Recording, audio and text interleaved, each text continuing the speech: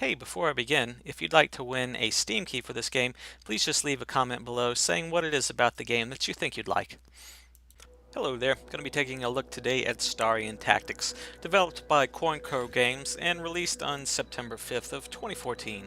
This game is listed on Steam as an action strategy game, although I'm not really sure action plays into that. Starion Tactics is at its heart a board game that's been adapted to the PC. Each player is attempting to take over the galaxy by claiming planets, gathering resources, taking over other players' planets, and then trying to defend the planets that you already own. The layout of the game is a grid with unclaimed planets spread across the board. There is a 10-page instruction manual in the game, but jumping into a game is the best way to learn it. Each of the players start in one of the far corners of the map and advance out to claim different planets. Players take turns one at a time, with each turn consisting of queuing up to build new ships, moving existing ships, and choosing to use any cards. During the game, players receive random cards throughout, and each card has a unique effect, such as randomly destroying an enemy ship or causing your ships to deal more damage on the next turn. The cards can also be used for resources, so if you don't want to use it for the buff, you can just turn it in for a resource to build a ship. The goal of the game is to win by claiming all of the planets. Let's talk about resources and shipbuilding. Each planet you claim produces resources each turn that are added to your total resources. You can build ships each turn by using resources that you have stored up. Each planet can make any ship, but it can only make one ship at a time.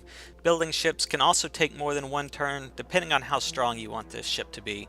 Part of mastering the gameplay is the balance between knowing when to build small ships quickly versus making one big powerhouse ship that may take 3 or 4 turns to build. Planets can only build one ship at a time, but you can have multiple ships guarding a planet, so while they can only build one at a time, you can definitely put more than one ship on the planet to defend it. To claim a planet, you simply send a ship to it.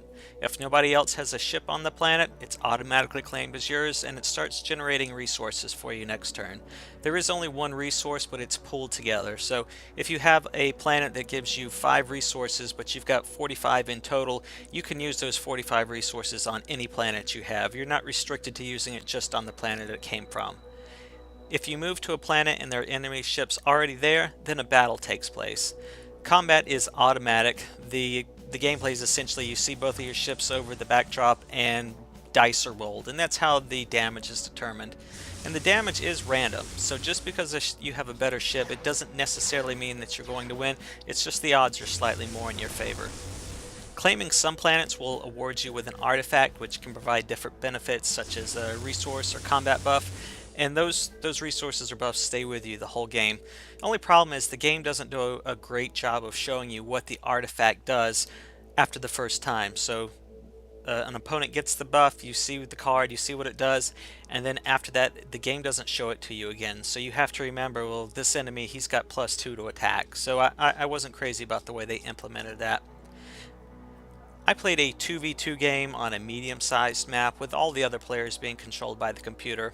I did very poorly at the start of the game as I was not nearly aggressive enough in claiming planets. The enemy team was rapidly extending to new planets while I was just building bigger ships, but eventually the enemy team won out via attrition. They had the resources to keep building smaller ships to swarm me, whilst they also had the resources to build slower ships in the background. I struggled with lack of resources from the start and lost the game, which took about 45 minutes. There are 4 different factions to choose from, but the difference is just aesthetics. There are no differences in the factions. There are multiple options to configure for each game, such as planet size, AI difficulty, and changing the win condition from claiming planets to finding artifacts. For graphics, this is pretty standard fare. Nothing is in high def, but it fits the need of the game and it conveys what it needs to. Ships have enough differences in them that you can tell them apart by their tiers. The backdrop to the game is an open galaxy, while ship battles zoom in a bit so that you can see the details of each planet, which is a nice touch. A small nitpick is that some of the team colors look too alike. When I played my first game, I picked a random color which ended up being almost identical to the enemy team color, so I had a very hard time telling which planets were mine. Who do I recommend this game to? I recommend it for people who enjoy the quote-quote easy to learn, hard to master board games. The overall gameplay is pretty simplistic, but the longer the game goes on, the more individual decisions, such as when to go on the offense and when to go on defense, really start to matter.